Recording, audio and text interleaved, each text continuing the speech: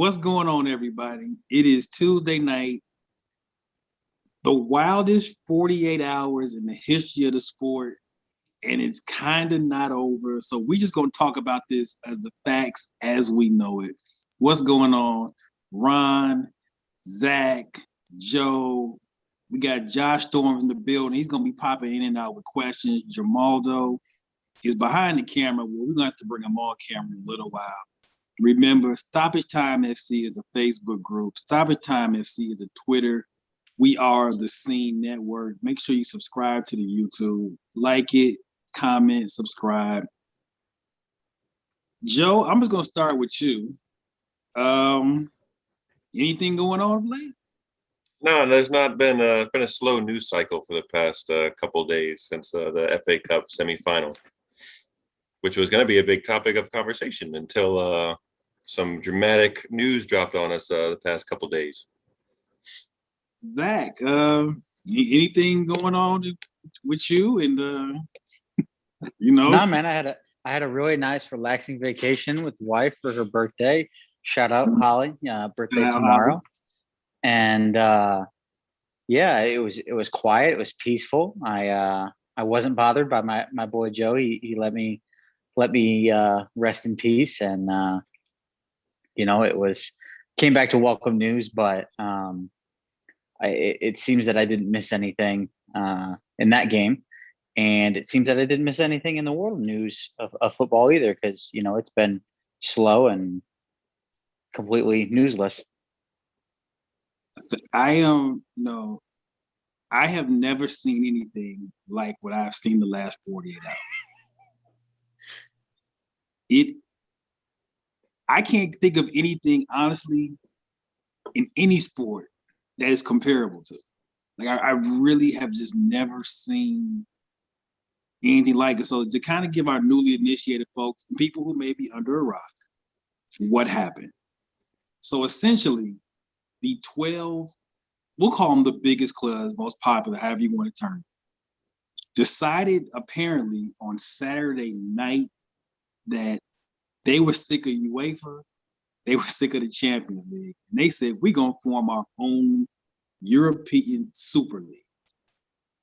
It consisted of, fellas, if I get the clubs wrong, feel free to jump in, Atletico Madrid, Barcelona, Inter Milan, AC Milan, Real Madrid, and Juve. And Juventus. And then the quote-unquote big six of the Premier League: Chelsea, Man City, Manchester United, Arsenal, Liverpool, and Tottenham. Now, why Tottenham is considered a big six club is a discussion for a whole nother day. And Joe, Zach, take it from there, because then after that, things just kind of started spinning completely out of control. Yeah, this Super League idea is not a new concept. They've been talking about this for probably 10 years or so. UEFA was just about to drop a whole bunch of updates on the World 2 for the Champions League competition. So these 12 alleged founding members of the Super League decided that they were going to drop their news first and kind of scoop the UEFA announcement of their new structure to their competition, and pretty much broke the internet. Zach, I think you were about to say something, so I'm gonna let you roll a little bit. Yeah. So for the name is kind of misleading, because just like the Champions League is not an actual league, it's a tournament. The Super League is the same thing. So it's not, these teams we're not leaving their, original intention was not. That's a very big distinction to make. Continue with that. The intention was not to leave their domestic leagues to play in this competition. It was just going to be essentially a way. They were talking upwards of 4 additional matches throughout the month to basically pit all the best teams together. You'll notice that we didn't include any of the German teams and we did not include any French teams is because those were the remaining 3 that were supposed to be added to the top 15 founding members. PSG, Bayern Munich, and Borussia Dortmund were supposed to be the remaining 3 to round out the 15. And then there was going to be 5 at-large bids, if you will, to round out a 20 team competition.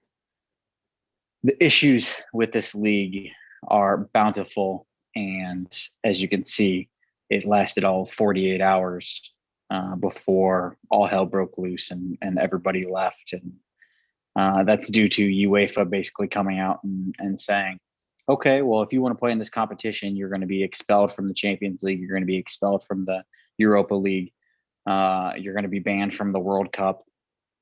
And then all the domestic leagues followed suit. So the Football Association in England was like, okay, well, if you want to do this, then you're no longer welcome to play in the Premier League. So you would have seen a Premier League without any of those 6 English teams that we just mentioned.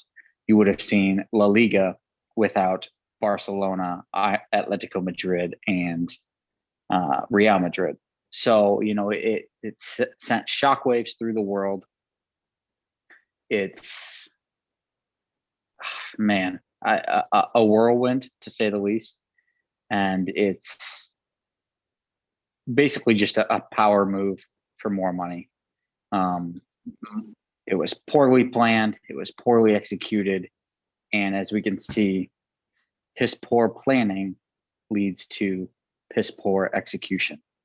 And thus, the 15 alleged founded members would have not been able to be relegated from this Super League as well. So that was a huge sticking point for fans and players and coaches across the globe.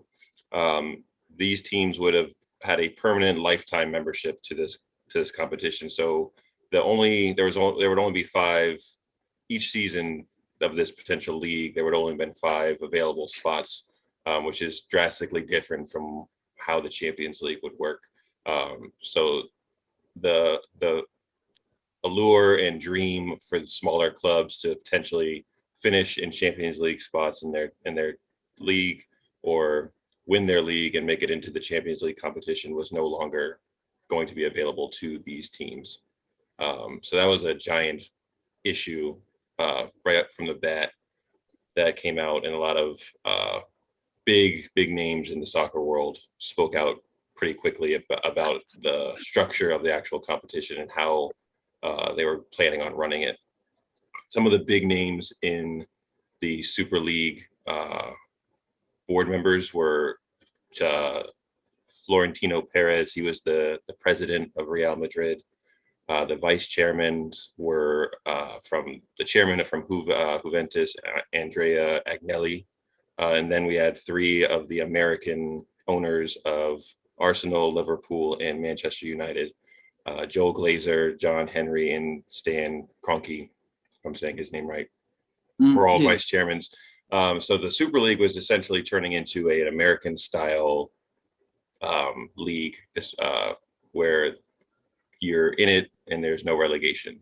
And that idea seemed to be coming strongly from the 3 owners from the United States, because that is more of what we're used to on the state side. So the conversation goes from Sunday night, this league is happening, right? Sunday, this is happening. Monday, we're going to release the plans for the league. Now this is really going to happen. And it's complete anarchy. Football Twitter, football YouTube is aghast because this is now going to happen. This morning, even as of this morning, this is still going to happen. And then right about around maybe 2, 3 o'clock here, we get the first inkling that teams are having some buyer's remorse. And Man City and Chelsea are sort of the first two who kind of have cold feet on this. Then there were protests at Stamford Bridge. I know Liverpool, there were big protests. I mean, they had a match on Monday. There were protests. There was 1,000 people outside Stamford Bridge in the streets, all Chelsea fans just causing a big ruckus, which was really nice to see them standing up for what they believed was it. So it actually it postponed the match between Brighton today. They had to push it back about 20-25 minutes because there were so many people out there that the players' bus could not get through to the stadium to deliver the players to Stamford Bridge. And there was some video out there of Petr Cech actually like pleading with the fans to let the bus through.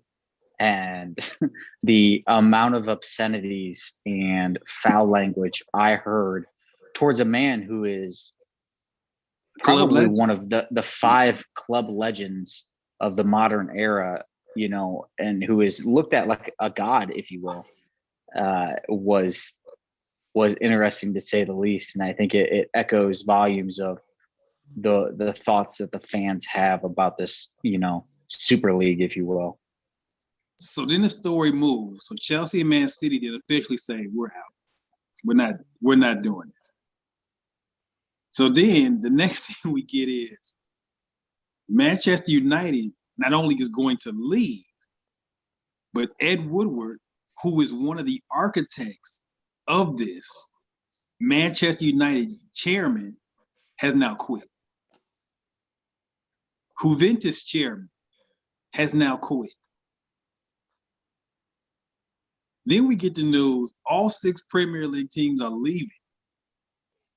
And then one of them, there's an unnamed team, which is kind of the rumor mill is floating, is now going to be sold. So we went from new league definitely happening, 100% on, to we're not in it. And not only are we not in it, we're going to sell.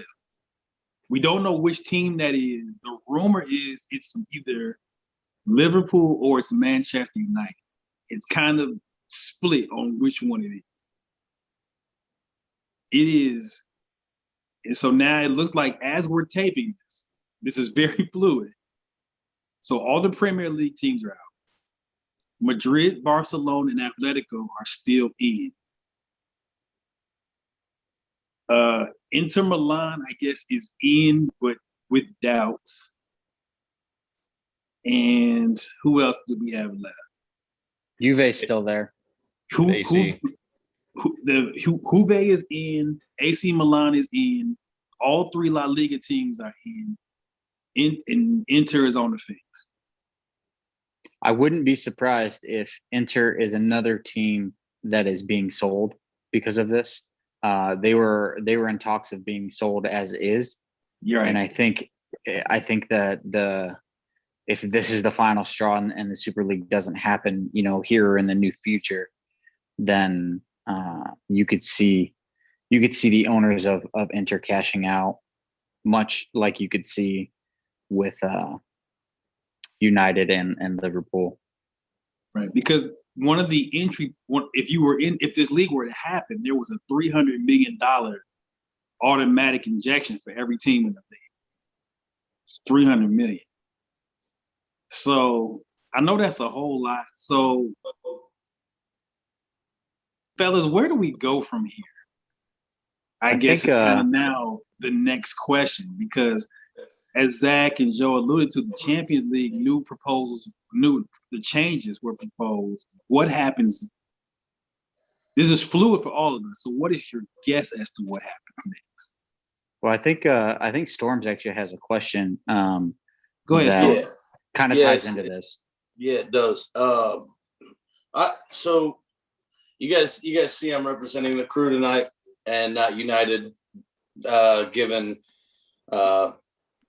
Woodward being the driving force behind all this madness. But my question is, even though the Super League appears to have fallen apart, do you guys feel like this could be something that either is intended to or could just be used as a vehicle to get the wheels turning and get this thing put together down the line?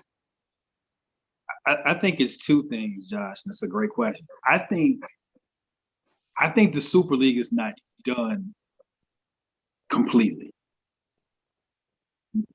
I think we're gonna put this your desk drawer. We'll just slide this little file in the desk drawer. We'll just keep it there for about a year and a half. I think, and Josh, Joe, feel free to chime in. I think the Champions League will get a major makeover beyond what they've already put out. And I think those 12 teams that were going to leave will have heavy influence on whatever the next version of the Champions League looks like. Yep. No, I don't think it ends there either. I think that those 12 to 15 teams, depending on how they look at it, the PSG and Bayern and even Borussia Dortmund, I think will also get heavy cash injections. And by that I mean, if they qualify, then they will receive a much larger portion of the revenue that comes in from the Champions League, because I think that's the sticking point here, is that they don't feel that they're getting enough money from the Champions League to warrant the cost and the maintenance and everything to field a team that is competitive for the Champions League every year. They're talking about, those, just a full Super League season would generate $1 billion alone for each individual team, which is, you're never going to touch that in the Champions League. Okay, I got a follow-up question for that then too. Mm-hmm. Since we're transitioning into changes to the Champions League coming up, since there were, was it 12 or 15 permanent members? It was 12 for sure. Yeah, 12 and then for sure. I on 15. Okay, so I mean, either way, do you guys think that whether it was already coming or not, do you think that's going to be used by the owners as leverage for more automatic Champions League bids? I think what they're going to do, and Joe chime in as well, I think what they're going to do is they're going to say, okay, we can't have our Super League, but here's what's going to happen on this next version of the Champions League. Some of these smaller Champions League clubs, we don't want it. So, for instance, the champion of Sweden, we don't want you. The champion of Belgium, we don't want you. So, how they were trying to kind of close the shop in this Super League, or the next set of Champions League, we don't want you. Yeah, in 2014, that's when these new UEFA Champions League changes are set to start off, and there's 24. That's what I said. You said 14. I did. Yeah. Cool. Well, you know what I meant. God damn, man. These changes are going to go worse than a female, bro. Yep. So they're going to go in Present place. factual information. Give me 2 seconds to fix what I was about to say. Golly. So 2024 is when the changes will happen. It's going to go to a 36-team Champions League. And I definitely agree with the money piece, because the 12 teams that were breaking away, they generate the majority of the viewership and the majority of the money that comes from those TV contracts that are gigantic, that are upwards of $4 or $5 billion for the leagues. So I can understand why they would want a larger chunk of the prize money, considering without them, the Champions League, the Premier League, La Liga are not going to make nearly the amount of money that they do. That's just not going to happen. People aren't going to watch a Champions League without these 12 teams on a regular basis.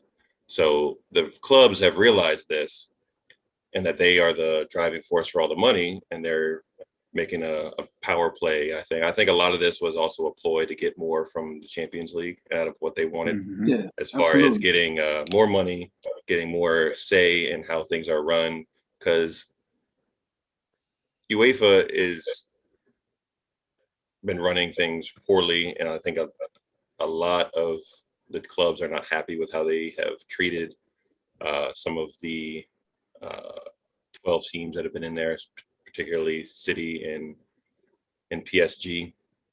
They've kind of, I think other clubs have seen that they have come after those clubs, and they don't particularly care for some of the bigger clubs getting punished or attempted to be punished. So I definitely think that the big leagues are trying to make a push for a few more spots. Whether that's a good thing or not, I don't know, but that's probably the direction it's going. I think what Ronnie had said earlier is very, very true. Gone are the days, and this is just my thinking. Gone are the days where we see teams like Slavia Praha and Krasnodar and that's not a slight against those teams, because I'm sure they're fine organizations and everything. They're just not at the caliber of what the Champions League should be. Perez in that statement said it like out loud. There are rounds of this that we don't want. Mm-hmm. There are teams in here we don't want. And I don't know if I want to give him credit for it, but that was very honest. Like, we don't want them. Yep. All it does, if you look back, all it does is create bigger issues with travel and things like that. It's a chance for your players to get injured against a team that shouldn't be, it shouldn't be happening anyway. And, so this whole, it looks like they're going to some sort of like round robin, maybe not round robin, but I can't think what the term is. Like you're playing a certain amount of, you go into one giant pool and you play like a selected amount of teams. It's going to be interesting for sure. I think you will still see a few of these outlier teams, the Olympiacos and the likes of those, like Locomotive and things like that, because they'll be those final, few teams, because they got to keep it somewhat sporting to the point, because otherwise those leagues are gonna essentially not exist. Because you look at like the Russian league, and we'll take the Ukrainian league with Shakhtar Donetsk. If Shakhtar and Lokomotiv don't make the Champions League on a regular basis, then the money that they get from the Champions League does not come back to their domestic league. And so it's going to cripple the rest of the league. So while Perez is right to a degree that we don't really want you here, they still got to have him to a degree. Maybe they won't have quite the significance of what they once did, and you won't see the, mothball FC from Qatar, and, you won't see that third tier team somehow making it to the Champions League ever again. Right. So basically you're eliminating 15 unwatchable matches from the Champions League every year. Essentially you are saying the 12 teams that left are saying we want control, because, and as Joe pointed out, those 12 teams bring in the lion's share of the revenue. So therefore, we will decide who plays this tournament. Not UEFA, not in as Zach said, a sporting way. We're going to decide who plays this tournament. And because us 12 bring in 80% of the viewers, you're going to listen. Because if you don't listen, we will revisit this whole Super League thing again. It's Mean Girls. You can't sit with us. Yes. Yeah. That's not far off. It's not far off. It is, even though it failed, it is probably the biggest power play I've ever seen in sports, where you just flat out say, we want nothing to do with your league anymore. The amount of, you do it before the league is even up. Yeah. We're gonna do it. We threatening you like the Champions League semifinal are next week. The Europa League semi next week. So by the way, before we get to the best part of your competition, yeah, we're not. It was poorly planned, poorly executed, as Zach said. But frankly, it was really ballsy what they tried. Oh yeah. It was really like I kind of, as icky as it is, fellas, I kind of admire it. Cause that was, oh, okay. It was certainly ballsy. Mm-hmm. That's how I American don't- college are looking at it right now. Oh, Yeah. I don't hate the concept of the Super League. You know, I don't think that it's a bad idea in theory and in concept, but it's going to take a lot more planning and really getting to the bottom of this in order for it to be something that works. The no relegation thing is a sham, and it's a crock of shit, to be honest. I think the ultimate undoing of the Super League, though, and I hate to pat the back of two clubs that are represented here tonight, but Joe and I talked about this off camera. There are probably two, maybe three or four clubs who really don't need the Super League like others do. Chelsea and Man City are doing just fine financially without it, and they don't need it. When they got cold feet and they said, hey, we don't need you, we can survive without you, and we're not going to jeopardize our current status, in the Champions League and in the domestic league for something that's not even completely fluid yet. This is still very much in the inner workings. The concept is there, the framework is there, but other than that, it's nothing more than conjecture. So when those two dominoes fell today, it was almost like they're on this big cruise ship and they just lost an entire engine, and so now they're just floating. Like, shit, what do we do now? I don't know about you guys if you're plugged in closely to your supporters clubs, but the amount of anger and vitriol that was directed towards Man City from my fellow citizens was absolutely bananas all day yesterday. So many people were about ready to just stop following them altogether because of this. And I could not. I spent half my day on Facebook just going back and forth with people just because I couldn't get enough talking about it. But it was just like constant just anger. And I couldn't believe so many of my fellow citizens personally were not necessarily siding with UEFA, but going with against what City is deciding to do, considering all the crap that UEFA has thrown at us in the past 5 years. And we're kind of in a unique scenario as a club because the teams that we are going to join in this new Super League were some of the driving force behind trying to get us kicked out of the Champions League. So it was like, do we go with the teams that want us because of our financial and commercial draw, or do we stay with what's working? But these guys over here with UEFA already have been trying to kick us out twice. So it was just like we were caught in like two minds pretty much the whole day. I don't know how it was for you guys or not, but that was bananas. to me two of the most interesting things, Joe. Is like, number one, UEFA,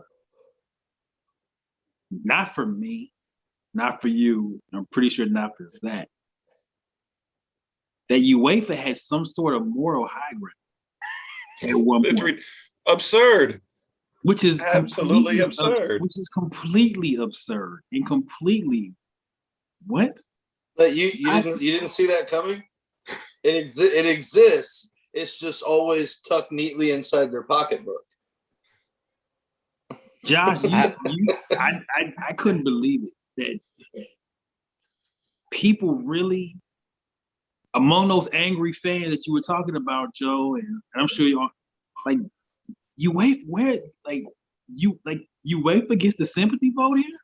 How? Where do you get off? Where do you get off claiming this moral high ground that you're saying? Like, and our friend Jeremy Knight had posted in the group the Spider-Man meme of the Spider-Man pointing at the other Spider-Man. Like, you are a bunch of hypocrites just battling at each other right now. Like, neither of you have a leg to stand on morally. And the only people who lose in this entire situation are the fans. So that was awful. That was unbelievable. And to see, like, because Sky Sports comes on over here, NBC Sports Network, and to watch Sky Sports, who it basically has billion-dollar TV rights to the Prem. I'm like, and they're just in a fit. And I'm like, Sky, come on. You're in a fit because if this goes through and the Big Six get kicked out the Premier League, nobody wants to watch West Brom versus Burnley on Saturday afternoon. There goes 80% of viewership. I mean, nobody wants to watch it to begin with. The only reason that gets any views is because people are too lazy to change the channel because their match is coming on later and they watch the early match. So the only other thing on is cricket. Shit, man, right. I'd almost rather watch cricket sometimes. Sometimes, yeah. It's like you see UEFA, Sky Sports, the FAs of all these leagues all of a sudden crying, woe is me. Like, what? And utilizing the fans that they allegedly care about, and how, I mean, they're right in the fact that it would fundamentally change like how football is run across of Europe, but pretending like that's their main concern with this whole thing is just absolutely hypocritical, and it was just driving me bananas yesterday. I was getting so heated because the real thing is you're mad because it's taking money out of your pocket. Just be honest. Yeah. Just say that from the get-go. It affects your bottom line. This affects our bottom line, and we're not having it. Don't try to hide behind the fans, and we're this isn't right for the fans, or the purity of the sport and competition. Like, that's not the reason why you're doing this and why you're upset. It's not. So and that's why it's like, and I don't want to go back too far in history, but this is how the Premier League started. Mm-hmm. It's awful. It's awful ironic. What happened the last 48 hours is exactly how the Premier League started. If you want to go do the research, Google Premier League 1992 and look it up. The Premier League was a breakaway league that sprouted the exact same way. So it hasn't happened in a long time, but this isn't new. So it's the audacity of the TV companies, it's the audacity of the leagues, the audacity of UEFA to play the victim. And I think what this kind of pulled the covers off is how, as Joe has railed for the years that I've known him, how corrupt UEFA is, and it's pulled completely the covers off of that. And as Zach has talked about, early know your roles, just the obscene amounts of money that are in that sport, just ungodly amounts of money. I don't find it ironic at all that when you look at the Premier League was called the Barclays Premier League, which was a bank that started the Premier League. And ironically, the Super League is run by JP Morgan Chase. So don't give me this holier than thou bullshit, because I'm not buying it. I don't want a ticket. I don't want to subscribe to whatever narrative you're trying to push here, because you are no better than anyone else just trying to line your pockets. Mr. Ed Woodward, chairman of Manchester United, and now resigned where he used to work, right?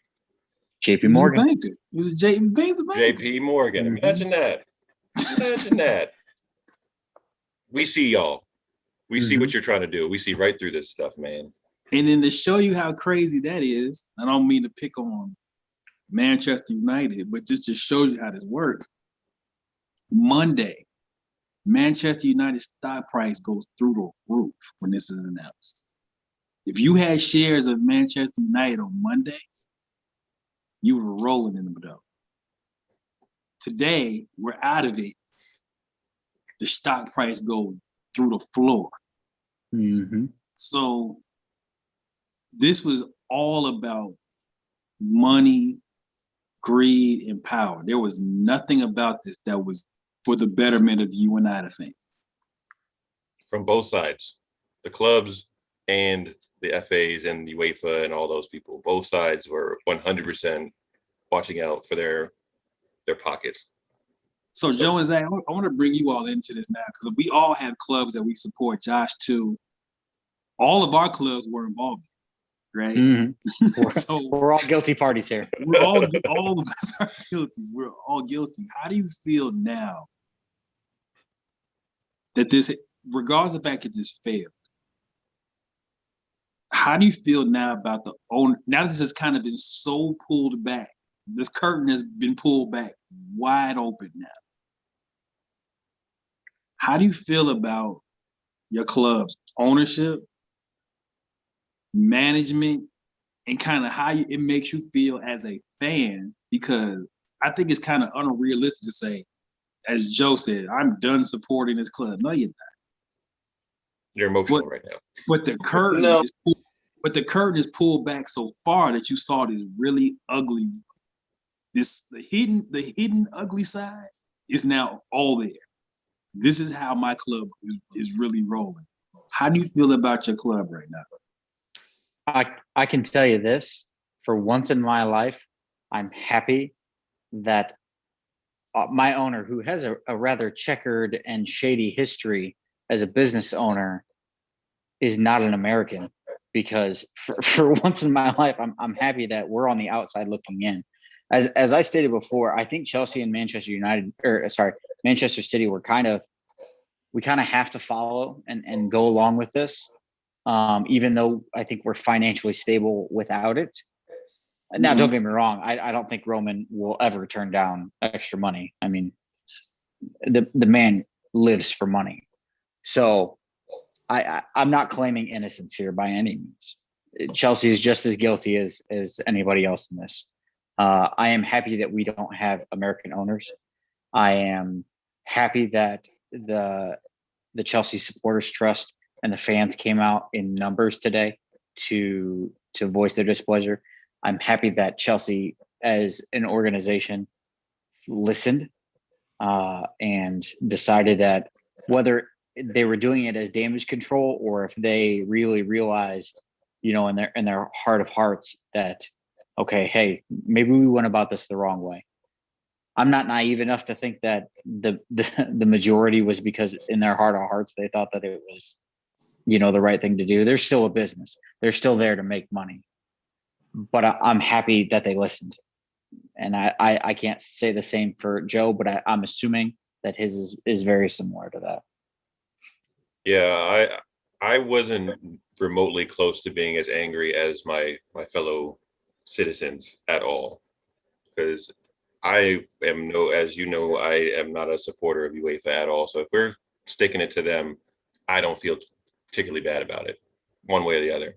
So I was disappointed when I saw in Pep's press conference today before the match. He seemed like he wasn't consulted or even knew what was going on. And it seems like the owners and the board members up top kind of just made this decision without even informing the players and the coaches across the board for all the teams. It seemed like they weren't even consulted or talked to about how this might affect them, and they just kind of decided for the whole group. And City is not run like that normally. Pep is included in most decisions, and it's a very much run like a family where everybody kind of has a voice. So I was a little disappointed that they kind of just decided to jump into this with a bunch of clubs that have publicly tried to damage our reputation and standing in the Champions League.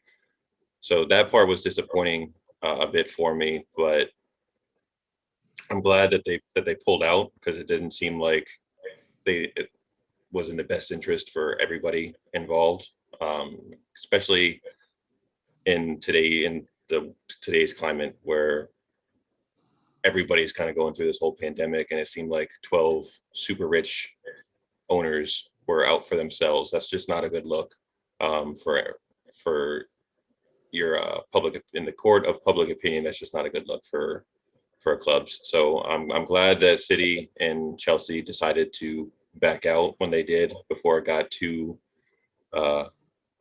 deep into all this, and feelings were hurt beyond repair. So I'm glad we pulled out. I was never really that mad that they decided to join from the get-go. A little disappointed on how it went about, and just glad that some normalcy, I guess, is being restored, and some common sense, because the way, like Zach said, that this was rolled out was just not appropriate. I am curious, though, to see on the other side of the aisle, and ironically, Joe and I are at the top of my screen, and Ronnie and Josh, you're at the bottom of my screen. What are the opinions of the quote unquote driving forces behind this? Because I mean, if you look at it, Kroenke and the Woodwards and they're Glazers. very much so, Glazer are very much so the spearhead of this. I can tell you, based on Arsenal Fan TV, which is like a really big fan channel, and kind of based on the reaction, it's really now become. And we'll see how it goes. I know, Joe, you said emotions run higher, but I think this is now kind of like Arsenal fans have been unhappy with Kroenke for a long time. This is like the final kick in the teeth. Like, we know you don't care about us. We know that, you're in it just to make your money. You're not really here to compete. But now this was like the final one. So the temperature today with Arsenal fans has really been, forget the fact that we got a game. Like, we play Everton on Friday. Forget the fact that we got Everton on Friday. Forget the fact that Villarreal this next week in Europa League, and probably maybe the biggest two-leg tie in the history of the club. Now the energy is, how the hell we gonna get Kroenke out of here? That's crazy. Absolutely crazy. And it's to the point, and I've seen this in multiple places. As terrible as the seasons we're having, Europa is everything.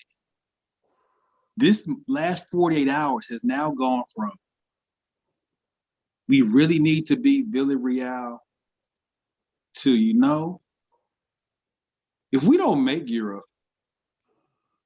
it might not be the worst thing.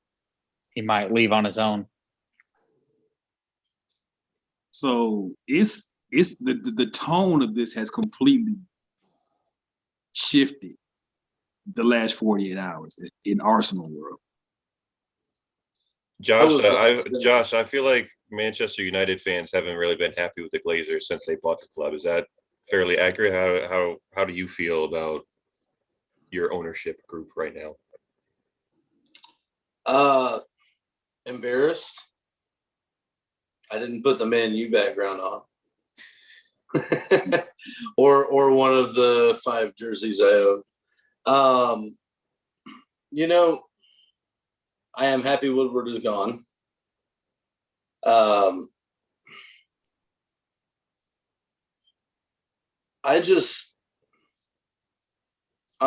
disappointed in. I can't say a lot that you guys didn't say already, but I'm disappointed in the way it was put together, the fact that they thought they could get away with no promotion relegation along with the way that was set up is a joke. It especially the way, like you guys were saying, it was sprung on everybody and the timing. It's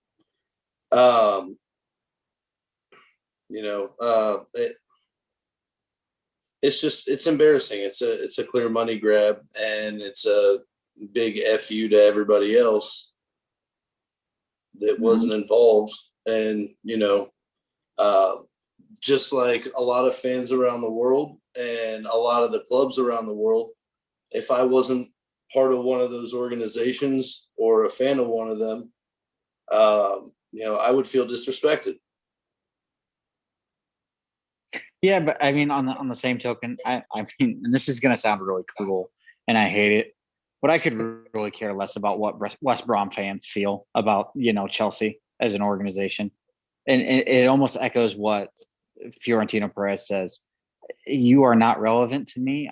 I don't care. Like, I get it, and this is kind of like the double-edged sword that I bet a lot of, especially Arsenal, United, and Liverpool fans feel with American owners right now. It's a double-edged sword because when they came in, they injected a lot of money into the club, which made you guys relevant again, which made, which is exciting. You get that reinvigorated and you're ready to compete and be at your best again, only for it to come around full circle and just bite you in the ass because they decide that what they have isn't enough, that the richest sport in the world isn't enough. And for me, it was, and Josh hit that feeling of embarrassment. Like, we've won the FA Cup last season. We've been terrible for 4 years. So even if you're telling me this is the elite Super League, we don't have any business being anywhere. You know what it really tells me? So it's like, you ninth place in the Premier League, and you want to go play Real Madrid and Inter every week? You can't handle Fulham. You can't handle Aston Villa. You want to play Messi and Neymar and the amount of memes that I saw downplaying Tottenham.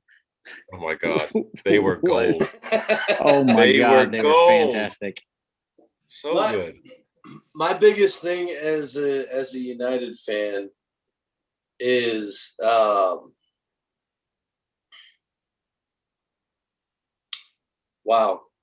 I legit just lost my train of thought mid-sentence. Keep going, it'll come back to me.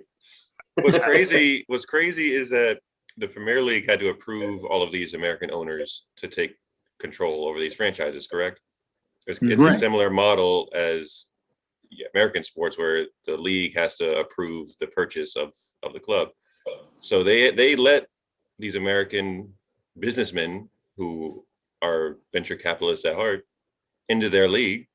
And now you're surprised when they turn around and act like venture capitalists and try to make more money. Like, what did you expect was going to happen? That's what they do. They have a track record of doing this. And of course, they're going to eventually, after settling in for a couple of years, decide to go that route. So it's like, you can't, that's more of the hypocrisy that we talked about earlier. And then show you, Joe, is that, and then is we don't want to open them. We want to keep the club small, right? So it's the big six, is us. We don't want to let anybody else in it. So when a club like Newcastle had an owner who was, I'm pretty sure, as wealthy, if not more wealthy than the one Man City had. Yep. And they tried to buy the club last year. Mm-hmm. They said no. No. Because we want this six. We the gatekeepers to everything. We don't need any more company else in here. So I think for football fans, I think with this whole last 48 hours, if you ever thought you were any more than a customer, that idea has now been shot down. If you ever thought that you were I'm super important. To the owners, you are not. In the grand scheme of things, for sure. In the grand scheme of things, you are not. You are not.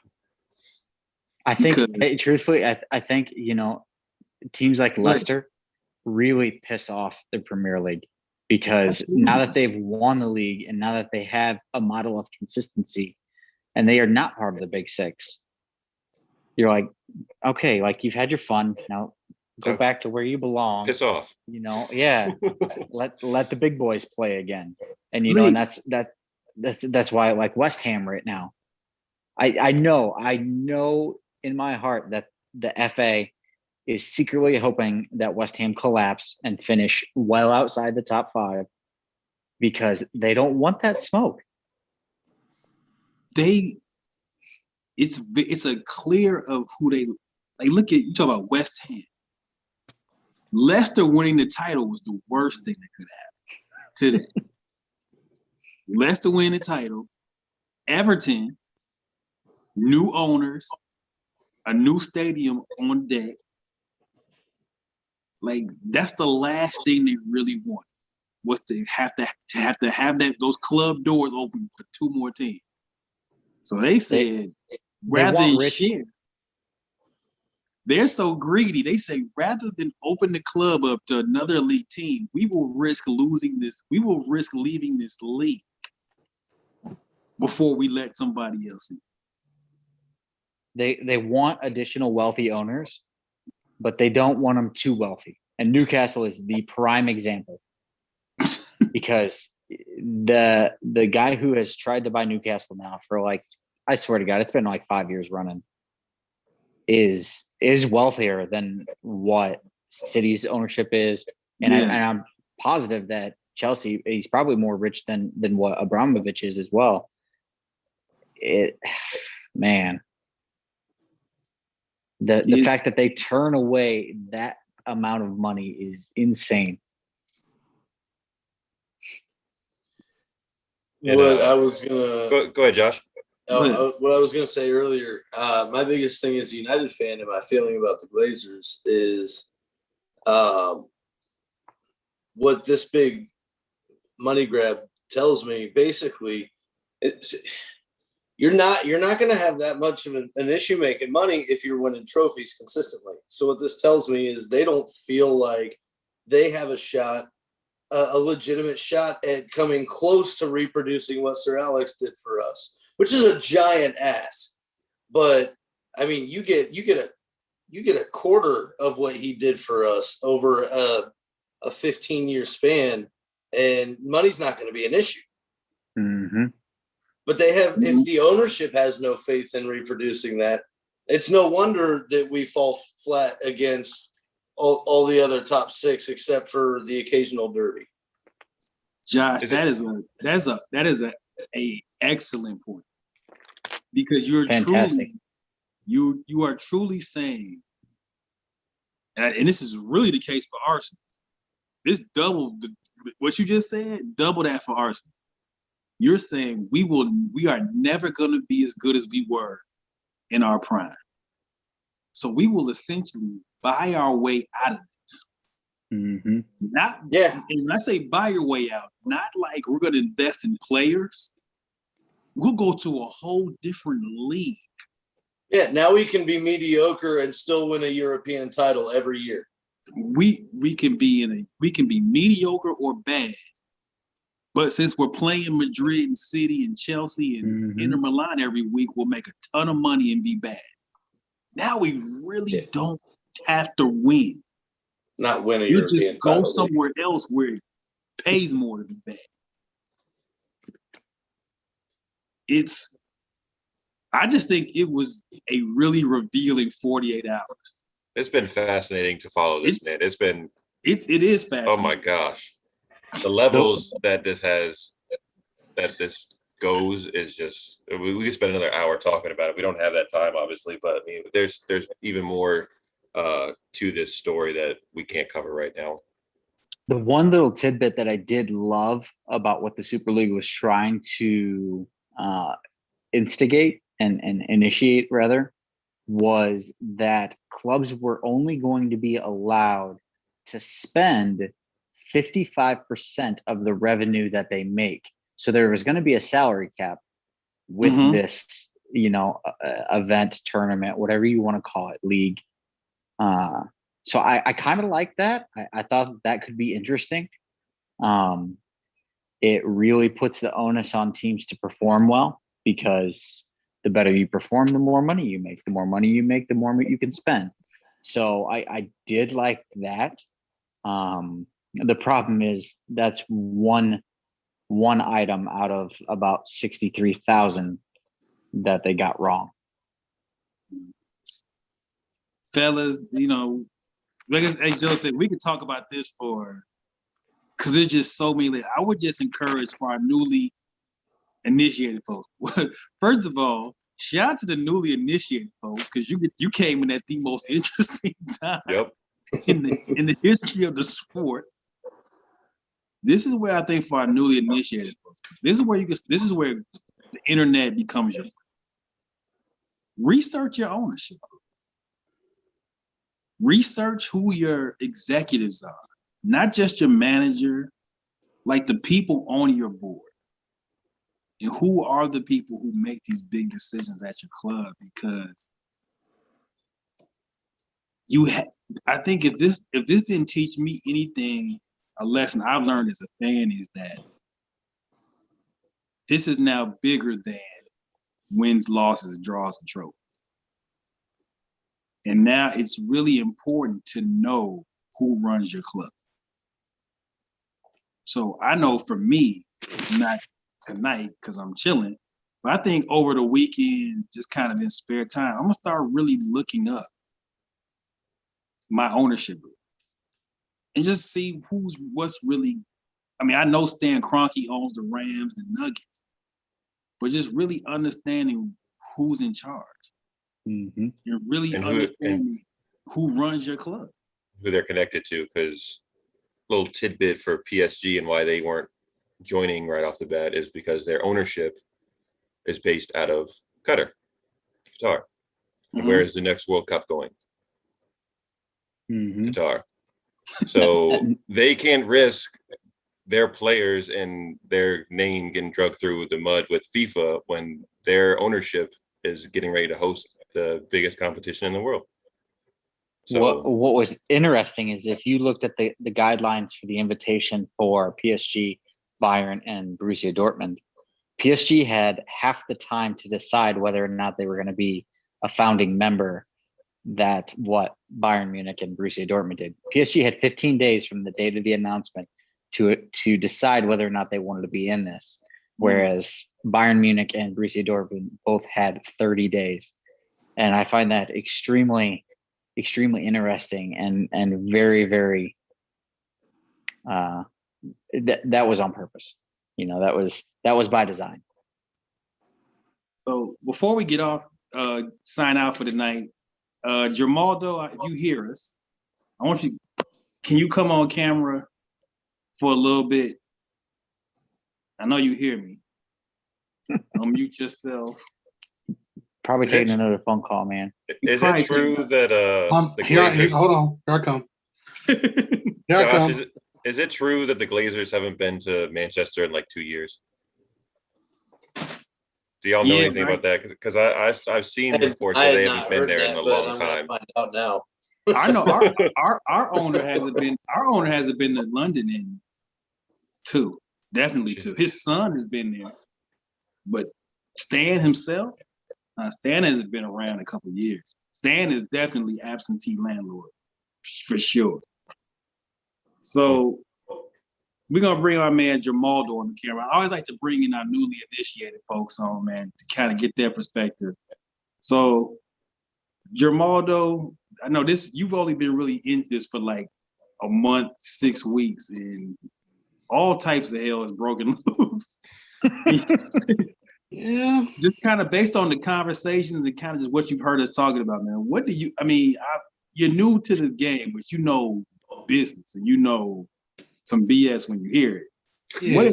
What kind of have your impressions of this as a person who's new to this?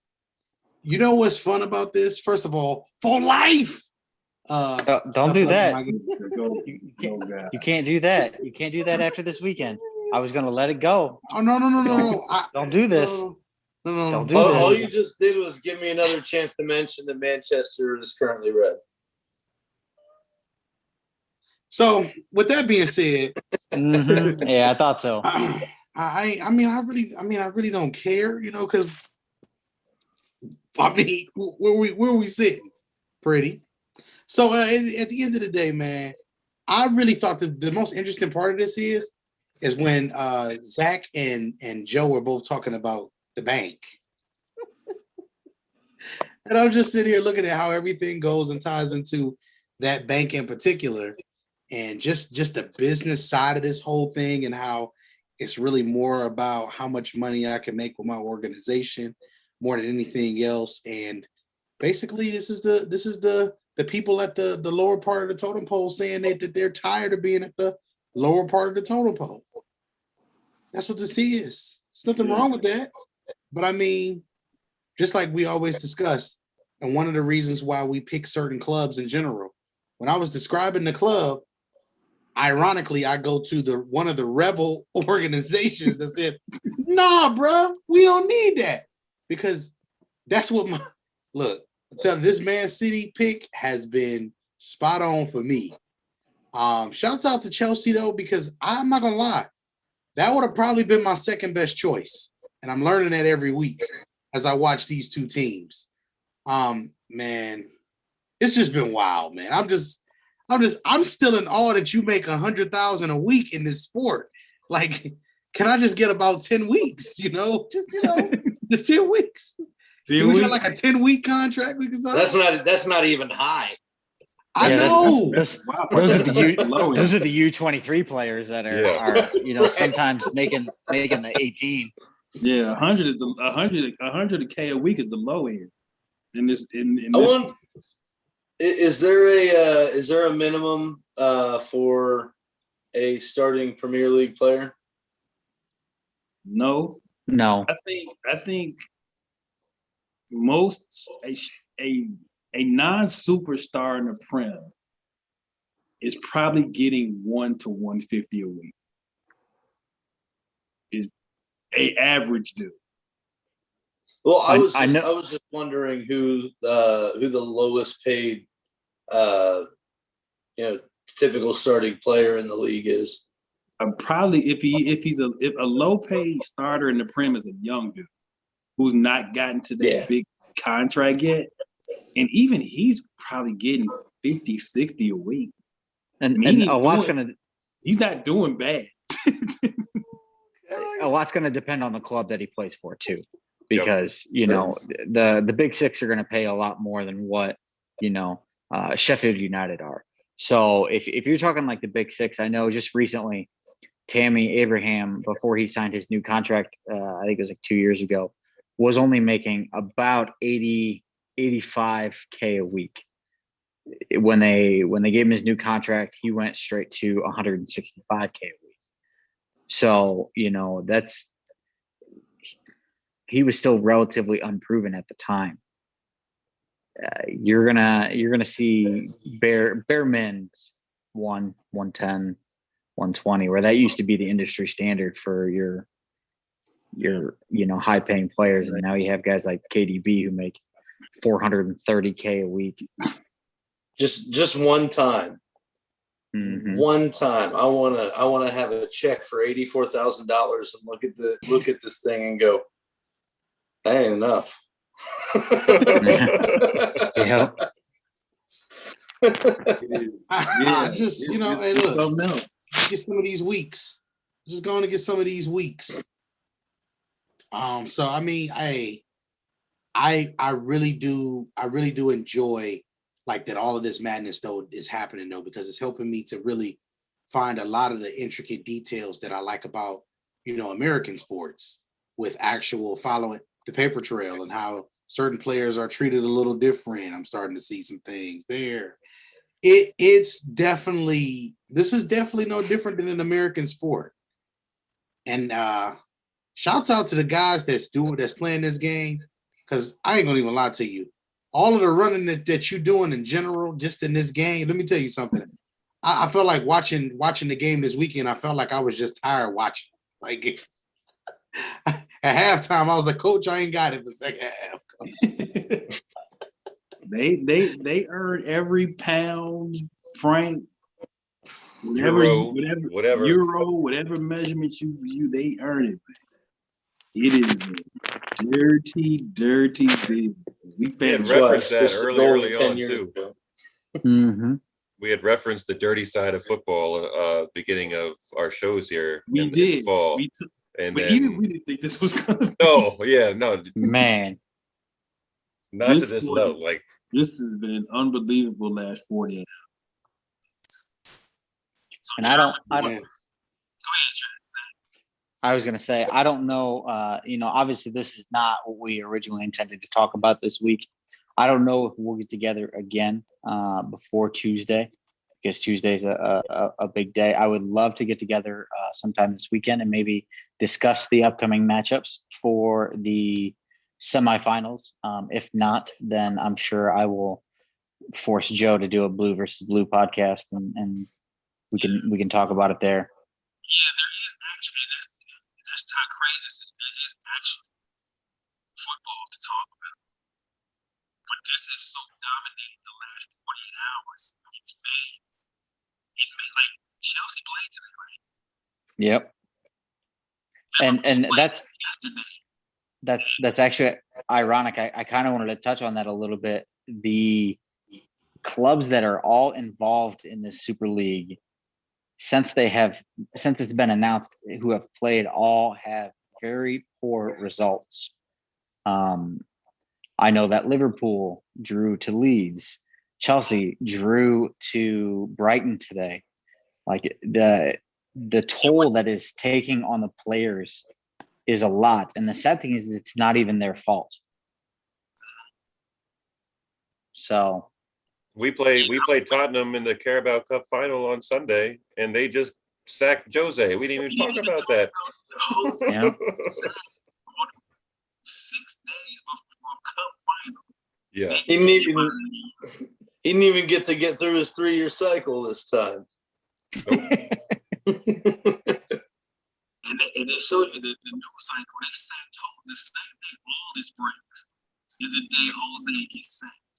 So they just kind of quietly slid Jose out the back. And their new interim manager, many of you will probably know. I know Ronnie will, and Joe probably as well. Ryan Mason. Ryan Mason was just playing midfield for Tottenham not even 4 or 5 years ago. Yeah. He's 29 years old. He is the director of youth talent, and now he is the interim manager of Tottenham at 29. Coming in to play Pep for your first game in a cup final. Yeah, good luck. Good luck.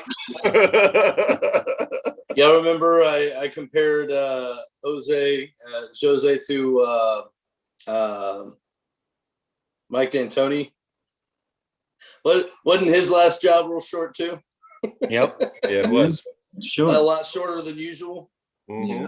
Yeah, Jose's done. I wouldn't be surprised, Zach. You talked about the results. I think we'll probably get drilled by Everton on Friday. If we get a draw Friday, I'll be shocked. Mm-hmm. I honestly will be, because the mentality, our team, that's a whole other issue. We play West Ham on Saturday. That's So a massive We play 6-point game. West Ham on Saturday. that's such a big.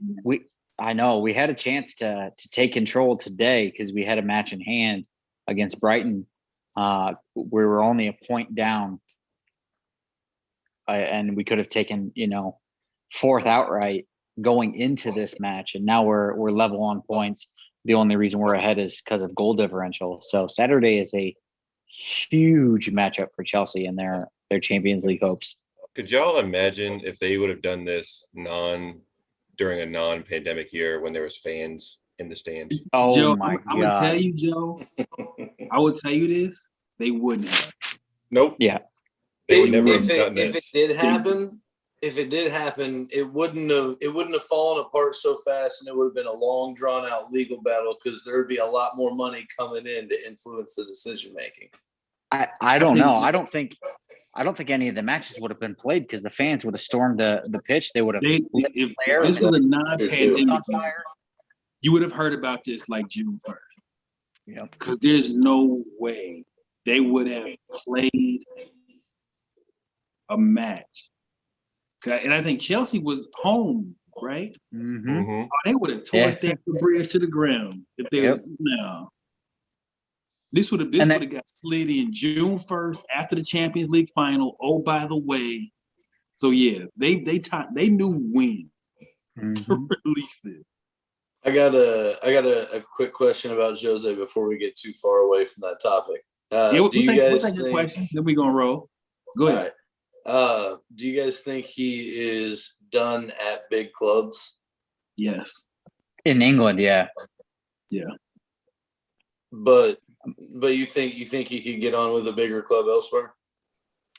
Bigger, no. But I would. No, not necessarily bigger than Tottenham, but like Okay, so here it'd be. Could Jose manage any other team that tried to break away? No. I don't think so. I don't think any team will have him. Yeah. I really think he's going to go back home. I think he ends up taking over Porto again. I think that's a good fit for him. I don't see he's never going to coach a top flight team in England again. He's worn his welcome out completely. For sure. I hope not. Unless a team like a Newcastle gets a new owner and wants him, then I could see that because let's not forget Carlo Ancelotti is coaching Everton, and Carlo is not any slouch of a manager. I know.